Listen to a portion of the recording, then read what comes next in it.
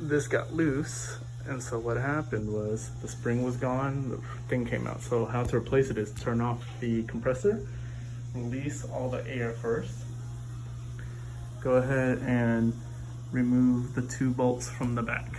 That will release the cord and everything. Underneath, the small one here is what holds the spring and the valve in place. So if it's loose, then this is probably loose. So once everything's out, don't undo this all the way because it will come loose inside.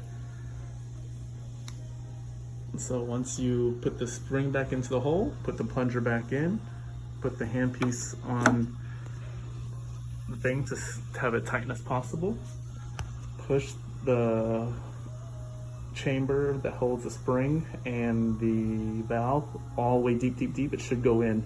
Just make sure this is in the lowest position where it's not blocking this from going all the way in. Just push it in all the way. Once you do that, tighten this. That will seal the chamber in place. Then you put the cap on. Then that's how to test it.